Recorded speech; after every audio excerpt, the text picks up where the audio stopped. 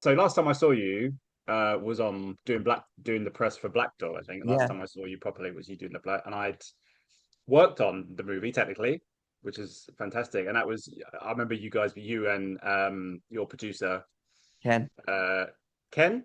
Yeah, Ken Petrie. Yeah. Ken, yeah, he's obviously with you again now. Um, so I just wanted to begin by kind of taking you back to doing your first one because I know how Mm. much, not necessarily pressure, but how difficult it is to make a movie in the best of times and the way you guys did it and everything else. So I was just wondering, going into just kind of your headspace coming off of that about, reactions and getting it out into the world and all that kind of stuff. How did you feel post that? Because it's such an undertaking, not just to make the film, but then to get the oxygen on it, to get people to go and see it and all that kind of stuff. So how did you rate that experience? How did that first experience kind of go for you? Yeah, I think it was amazing in so many ways, Black Dog. Like, I'm so proud of it. And the festival ran at London Film Festival, and then being nominated for awards, and then Glasgow, and then winning awards at other festivals was just so amazing. Like, that was a real high. I think, like, I'm meeting people who really relate to the film and like it resonated with them, and that's been a real joy, and I think it's still doing that, and that's amazing. People are discovering it. I think the very nature of a film like Black Dog is it's small in scale, and I think that was certainly something I really struggled with, was just sort of, you make this thing, and then, with those British independent small movies, the like ceiling is there, you know what I mean? So it's sort of like, yes, we were featured in Vogue with that. Yes, we got loads of press. Yes, we got great reviews. And yes, like we did the film circuit, festival circuit, but like I think the scale was something I was really craving. And that's certainly when I was setting up Sunny Dancer was something that I really wanted to do. I wanted to go from that sort of like British indie sort of like BFI feeling films that I love, and I'm so proud that I got to make one, to then being like, how do I make a transatlantic, Americana feeling British movie, and do that step up? And my God, we did it, and my God, do I feel it? Because I mean, you did a press tour, as you said, of some obviously at the film BFI Film Festival, which was Yeah, was big, and other film festivals and stuff like that. But it feels particularly, I guess, when you add on a Bella Ramsey, a Neil Patrick Harris, a Jessica Gunning, a James Norton, Ruby. Obviously, Ruby was with you in the last movie. When you add that, it kind of feels bigger anyway. yeah. But you said it was a purposeful thing. So when you came to do this, not necessarily in the writing, but I mean, did you plan in the writing stage of when I Yeah, I wanted think, to do it? I wanted to have it a little bit bigger, but not bigger, yeah, in I the way think that it you've was. described. Yeah, I think it was like when I was in the edit of Black Dog, I was like, I really want to make an ensemble comedy. I love like the bits in Black Dog that were cheeky and naughty and fun. And I wanted to make a movie around that. And I also think I knew all the cool young actors. So I was like, hey, what happens if I put them all in one film and try and do like the modern day Breakfast Club type thing, which was a huge undertaking. And then you're sort of thinking about who your lead could be. And Bella Ramsey's name got suggested, and I was like, well, there's no way they're going to do it. And then they did, and that feels so mind-blowing to me. And sort of then that becomes your new normal. And I think the way the market responded to it at Cannes 2024 when we pre-sold it, was amazing, and it was just so electric. And then now the way the audience are responding to it is the same, and I feel so lucky about that. I think, truthfully, Scott, I feel very like, we opened Berlinale with the film. Like I was 24 when I directed it, and then like, you're opening Berlinale, I turned 25, and then like, now it's like we had a 10-page cut piece in Vogue from like the one online piece about Black Dog to then that, and then ice cream trucks and a massive premiere, and now it's got global theatrical release, not just the UK, like Black Dog, and that's so mad to me that that jump has been so huge in the last few years. And I felt like, I said to Lauren when like we got the note from you, I was like, yeah, let's definitely, because I remember like with us, it was like when you were at Hey Guys, like it was like we didn't have the plethora of people wanting to interview about Black Dog. So I was so grateful that you found time to speak to us. And then now it's like a no-brainer. And I think that's how I want to work, is have loyalty and sort of really build that out as it continues to grow. Yeah, well, I remember seeing the press for it and it coming out that you were doing another one. I was really excited because I was like, in a cheeky kind of way, I was like, in my, it's one of the great things I've loved about doing this job. I mean, it's changed a bit over the last couple of years for me, and I don't do as many interviews anymore. I've kind of retired from that kind of thing. But when I saw it was you, I was kind of like, oh my God, I remember when he was so happy and so elated to get his first film off the ground, and he'd found someone to do it. And then I'm like, he's making a film with Neil Patrick Harris. That's a that's a jump. And then Bella Ramsey, I was like, oh my god, this is crazy. But then again, I was so like excited for you because that is a natural step. Was that scary at all? That step? Because as you say, I know you purposely were like you wanted to go a little bit broad, not broader, but bigger in terms of who you were going to get in it and everything else. But that must have been scary. Like when Bella Ramsey's name was mentioned, you must have thought, like you said, oh my god, this is a different step because you're bringing in a different Yeah, scale it's of person, if you like, you know. it's mad because I think with Black Dog, like it was so scary because it was a jump from short film to feature, right? And that's always Mm. hard. But in the short films, I was lucky to work with amazing actors. We had some really brilliant actors on those shorts, like Mia Jenkins and Stefan Rodri and Jamie Flatters was in a short. And we had Jason Fleming, we had brilliant people. And I'd worked with a lot of the supporting actors in Black Dog as an actor. And so, like, yes, it was a big jump up because it was like, a 4 week shoot and stuff.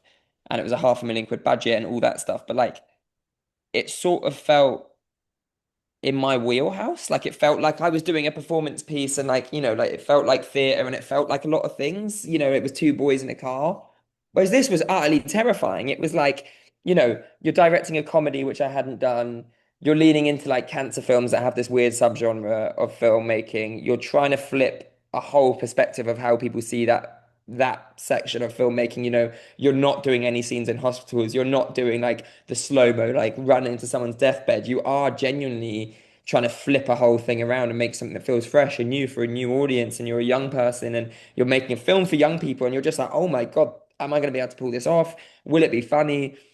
And then Bella comes on, and then you're like, fuck, now I've really got to smash it because I can't be the one movie that Bella's done that doesn't work. Like, I was like, they have the most amazing CV.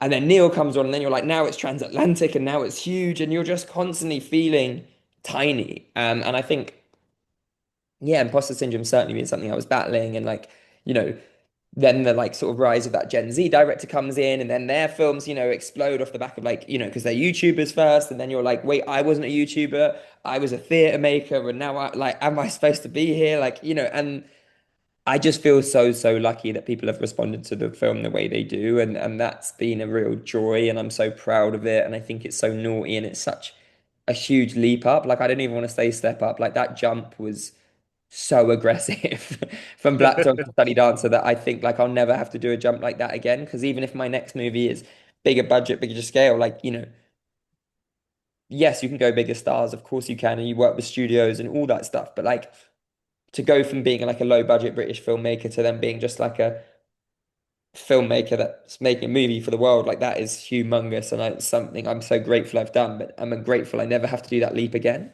Yeah. Tell me about influences because I know this is obviously a very personal film for you Mm. as well. But watching the film, there's so many films that came to mind. Obviously, you mentioned these ensembles like The Breakfast Club and these kind of camp movies. I remember Theatre Camp came to my Yeah, brain, which amazing came out a film. few Yeah. years ago, with Molly Gordon and those guys. And then things like Me and Elle and The Dying Girl and Yeah. all these kind of things came. Just all of these things. And obviously, when you've got Neil, you think of Neil Patrick Harris movies and stuff, and then you think of stuff that he's done over the years. So in terms of your influences outside of obviously the personal stuff that you brought to it, did you have a in your wheelhouse, did you have an idea of what you wanted and where it was coming from, or was it something that you wanted to be? Because you spoke about there about being a little bit original, and it's a bit hard to do when there's so many Yeah. films of Things. this ilk.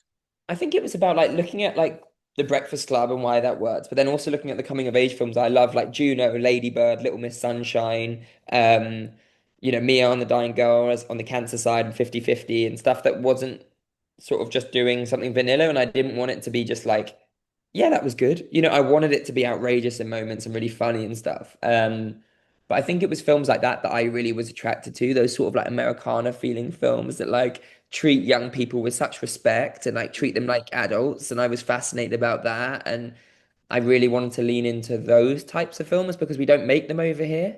Um, and it wasn't me going out being like, I'm going to do the first one over here. It was just more going like, I even said it on a Screen Daily interview the other day that got loads of traction. And like, everyone was like on the podcast because I was like, the biggest problem we have in the UK is we have the infrastructure to be able to make big pushy movies and glossy ones because most of them come over here and film with us anyway. So why don't we generate more like that? Why are we getting in our own way of going, oh well, we can't do that, or that's not how it's done. I'm like, no, fuck that. Let's blow those doors off and just start making work that really speaks to multiple territories and is commercial, but with an indie heartbeat. And I think I look at what Greta Gerwig's done in her career, and I think that's a pretty perfect trajectory and a pretty perfect filmmaker because she has all the indie heart, but she now makes huge studio movies. Yeah. It also reminded me of one of my favorite films, which is Garden State, but it was mainly because of the needle drops and the soundtrack that you managed to Wow, put I haven't together, actually which seen is that film. pretty cool. And I know when been lucky enough to speak to Zach Braff about very briefly about Garden State, because it's a movie that was very important in my life at that particular point in Mm. my career, which is 2004, I think it was around that time. But in terms of the soundtrack and stuff, and I get that's a hard thing to do. I know soundtracks can be expensive. Yeah. So I was just wondering for you about, did you get all the music that you got? Because all of the, I don't want to call them needle drops because they're not needle drops, but every single specific, particularly Scissor Sisters, obviously in this one, did you manage to get the soundtrack that you wanted, or did you have to compromise a little bit? Yeah, I mean, it was like, when SD Haim came on board with Zachary Dawes to Mm, compose it, like, that was such a mind-blowing thing for me because it felt like such a intense step up and like in terms of I then had like a Grammy nominated like artist doing the music for my film and like Esti's a musician first and a composer second and that's so fascinating because the way she approaches the scene is very much like the music becoming not background but becoming part of the story and I love that and I was excited about that and we wanted to do that. I knew with the film I wanted loads of needle drop moments because I felt like coming of age movies don't always have them because the budget's not mm. there and stuff and then I wanted to lace it with all this lovely composed stuff. And I think for me, it was really clear. Yeah, it was just really clear that, like, we needed to go and be ambitious. And it was hugely ambitious because our budget was actually not huge for the music or for the whole film, to be honest with you. But, like, it was then I just wrote loads of letters to artists the same way as I do with actors. And I was told Jake Shears and this is his sister's team of like why it was so important to me to have that song. And then like once we got that on board, and then Esti's best mates with Jamie XX, and then that happened, and then like, and then I managed to convince Olivia Dean's team, and like, you start to like feed into this madness. And then like I never knew like the Cranberries were going to give me the track for like the little money we had, but I just reached out to the family estate and you just start like building it up. And then Bon Iver, like Justin wanted to see the film before and like he watched it and loved it. And so it just became this thing that I think I was just quite relentless, to be honest, Scott. I just sort of didn't take no for an answer and borderline begged, but also just sort of like explained why it was important to the story. And then I think like, for this film, I think people really got behind the talent in front of the camera behind me, but also in time behind that we were working with Teenage Cancer Trust from the beginning and we were making a cancer movie that looks at the remission journey and celebrates that these young survivors are so much more interesting than just their diagnosis. I love that the story about you. It's got there's such a lovely sheen to it in the sense that you've had to go out and speak to these people, whereas if you had $200 million to, you wouldn't even have to worry. You just get someone to go and do it for you. I know, and It's such a nice feeling that the everyone movie keeps is telling me striking that. with them. Yeah, and I feel like, um, everyone keeps going to me like, oh, like your next film, you won't need to do those calls. I'm like, I'm still gonna do them. I love those Yeah. calls. They're the ones that like, you know, they're the ones that like that's how we got Bella. That's how we got all that Mm. stuff. It's because I pick up the phone and hound people and I try and do it in a polite way that's not murderous or weird, but like, you've got to sort of try and shoot your shot as a Yeah. young filmmaker. Yeah. Did casting Bella change anything of the movie, or did it kind of not necessarily initiate another draft from you, or maybe it did, I'm not too sure, but did the characteristics of her change? And obviously, with Bella coming in, did Mm. they say to you, did they give you kind of the ideas that you were hoping for in terms of, Yeah, but I the mean, characteristics? Bella's just mind blowing. I mean, they're the most talented young actor. I think Yeah, I'm so yeah, lucky to have them as amazing. my number one. And Yeah, in the film, I think they're so fucking amazing. And I'm so proud of their performance and proud of how much of a great time they had on the job as well. That's where I'm really, really proud is. But, you know, Bella, as Bella is non-binary and Bella, and Bella's been really open about that. And like Bella's autistic and, like neurodivergent. And they've spoken really openly and do so much for that community, which is so brilliant. But Ivy isn't. Ivy is a heterosexual woman. And, that was just really exciting for me. I was so excited that like Bella was and is able to showcase such a wide range of characters from Last of Us. where they play a queer character, to Game of Thrones, to, Catherine Cool Birdie, to Sunny Dancer. But where I was really just like, where I couldn't wait to get on set with Bella was like, this is such a stripped back world. And it's like, there's nothing to hide behind. There's no zombies. There's no like dragons. It is just Bella. And they just rose to that challenge and just absolutely nailed it. And I'm so proud of them. There's a scene with Neil. I won't go into spoilers for anybody, but there is a specific scene in the movie where he talks about his why he's at the Mm. camp. I'm not going to spoil it for anybody. Um, it made me realize just how brilliant he is at drama, and people don't necessarily give him the credit because he's done Broadway, he's done theatre work and everything else. But everybody has Barney in their heads always. It's just Yeah, how or Count sometimes life Olaf goes or for like, a yeah. career. Yeah, yeah, exactly. But he brings such pathos to that scene. Mm. It's kind of it is heartbreaking that scene, and it reminded me of just how brilliant people and actors who are, you know, pigeonholed as being comedy people are so good when they step out and do something that's dramatic. And he's so good in this film. He gets to be eccentric, obviously, but that scene.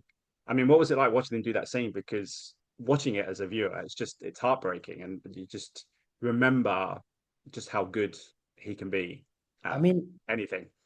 you watch a master at work when you're working with Neil. Like, like he's been doing this for so long, from like Doogie Howser, his first film before then. And like what I love about his career is he's done everything. Mm, He's a nine-time Emmy nominee. Yeah, like, like it's mad how much he's done. He's hosted the Oscars, he's hosted the Tonys, he's done Kurt and Olaf, he's done Gone Girl, where actually his like performance in that is so stripped back and grounded. And so with Neil, like he can pitch a film anywhere you want him to go. But Neil just wanted to get Patrick right for me and how I wanted it. So we got to break that down together. And I think what I love about this movie is like you've got this silly, goofy, cha-cha slide dancing camp president, very like eccentric, very crazy, very cringe, very all those things. But then he comes in and does that in that scene, and you're just like, that should be illegal. It's so good. Like, and I remember watching it and just being so utterly moved by it and feeling so much pain and hurt, and it just was so unbelievable. And I think, and also fair play to Bella in that scene of just like the way Bella just watches that scene and takes all that emotion on, and you're just like, it's a real turning point of the film as well, because up to that movie, like you've kind of forgotten about cancer in lots of ways, and then it comes back in and mm. you're like, oh my God, I forgot we were watching this. And then it goes on a new journey and it really kicks off the second half. But yeah, I just remember him just having like tears there, and then I remember pushing and pushing and pushing, and the last take is in the film, and I remember him after that just going, please don't make me do it again. I'm so tired. And I remember being like, we don't have to, and we've got it. uh, for you as a director, then before I let you go, because I know you've got lots of other interviews to do, but there's so many directors out there that have done one or two films and then stepped Mm. into something really big, and sometimes they've been successful and sometimes they haven't been necessarily as successful as they hoped. In terms of your journey as a filmmaker, can you see yourself in 5, 10 years taking on something huge, or does that just not fit in your wheelhouse, as it were? Would you not feel comfortable doing something like that? Because people have made that jump, and I can imagine. You talked about Carrie Barker this Yeah. year, and the other guys that have kind of broken out this year that are obviously now being offered bigger things and going to do like franchises. I think Carrie Barker's going to do a Texas Chainsaw Massacre movie, and Yeah. then you play in a bigger wheelhouse. Do you see that trajectory for you, or do you not necessarily think that way? You just go to the next opportunity because obviously you've written your two movies as well. Yeah, I think to be honest, truthfully, like what I love about what I've done is just being really authentic to me and just really focused on performance and different worlds. I'm writing a lot at the moment across TV, theatre, and film, and I'm loving building worlds up and then working with talent and working with actors and like doing that. So I think like I'm really excited to keep growing in terms of the actors I work with, but I want to make commercial movies. I want to make movies that connect with audiences around the world, but also have an indie heart.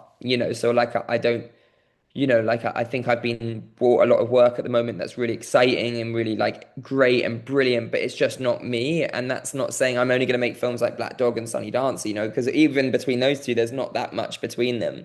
Like between like commonality, like they're sort of Mm. very different worlds, and one's a comedy, one's a coming of age drama, and like but I also haven't thought about the next 5 years, to be honest, Scott. I've just been like so focused on this and so entrenched with this and designing premieres with Bucking Broncos and everything in between that I'm really excited to let this film go out in the world and see what's next and work through it. But I just want to remain really true to who I am and make work that excites me and make work that makes you laugh and cry. And I don't want to be driven by money. I just want to be driven by the work. And I feel so lucky to be able to do that because of the acting work I did back in the day and because of the Mm. sort of success of the movies. I'm able just to go, hey, I want to do this next. And that feels really exciting to have a team of people that back that and get behind me too.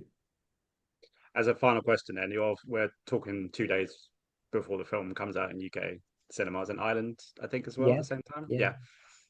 And most of How? Europe, actually. Look at Oh, me. fantastic.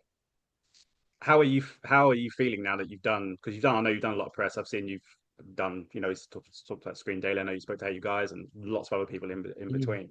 2 days out, very rarely get to talk to somebody and be able to, I've done interviews with, these big Marvel movies where you can't talk about it even though it's out in a day's time or anything like that. Yeah. Whereas this is kind of, you're 2 days out from doing it. You've done all your press pretty much and everything else. How are you feeling now, sitting at home waiting for it Yeah. to for it to drop? It's a weird feeling, Scott, because you're sort of, it's been this big impending thing that's been coming and coming and coming. And then you're like, I worked so hard with True Brit to make the campaign look really Gen Z, to make it really cool. And I think we've done that. And we became like, and I'm really proud. Like, there was a Vogue interview at the beginning where it was like, George wants us to be the coolest British indie movie of the summer. And I think we've done that. Like, I think, everything from the gang being on Radio 6 yesterday to then like Neil on Jamie Lang's podcast to like everything in between we've done to ice cream trucks to premieres to like, I'm really, really proud of what the team and I have achieved. I feel tired, but I feel excited that the film is going out and it's the audience's film and people are responding to it so well. We did escapes and we gave 120 cinemas across the UK like the opportunity for people that can't usually afford cinema to go watch it, and that was so fucking brilliant. And I'm proud of that, and I'll always be proud. I'm proud of the work we've done with Teenage Cancer Trust and like watching the two young survivors I cast, getting agents and getting more jobs has been amazing. I think the one thing you can't predict is box office, right? We're releasing a Mm, movie in the middle of a time with humongous studio movies around us and studio movies like Spider-Man that no one thought would be as big as it is and is still selling out, and The Odyssey. mhm. And, I hope people go and support indie films in cinema. I really, really do. And I really hope people turn up, and I think the film deserves it, and it's a very different audience to both those movies. But you just don't know. And one thing I can say hand on heart is I'm so proud of the campaign we pulled together. I'm proud with how much it's connecting to audiences. And I know for a fact that whether the box office smashes it and makes 200 million on the weekend, or if it, you know, drags and we make, SVOD and pay one and the streamers and stuff, we do more on that. Like, I don't know which way it's going to go, but I really just hope 2 days out that people go and buy a ticket in their local cinema, because as much as the studio movies really help the cinemas, indie films are also important in that, and we won't get any more made if we can't manage to sort of keep those movies alive by buying Mm. tickets, because it will just be studios making films that probably eventually will, just go out however they go out. So Yeah. I'm hopeful, I'm scared, I'm excited, and I'm proud. There's always space. I always Yeah, think so there's all always the space, emotions, and if Scott. it's good and worthwhile, people will find it. Plus, everyone's seen Spider-Man and the Odyssey, right? You Hey, don't have to go the exactly. fourth, fifth time. Go and see something else. Go and see your film. I think.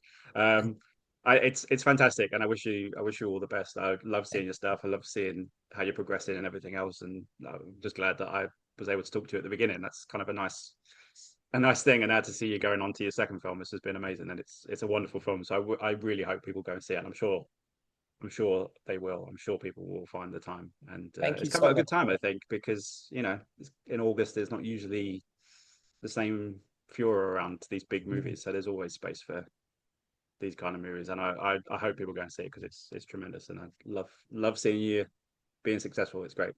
Thanks so much, Scott, and thanks for backing me, and it was great to see you, and I'll hopefully see you soon. Hope to see you soon. Thanks so much.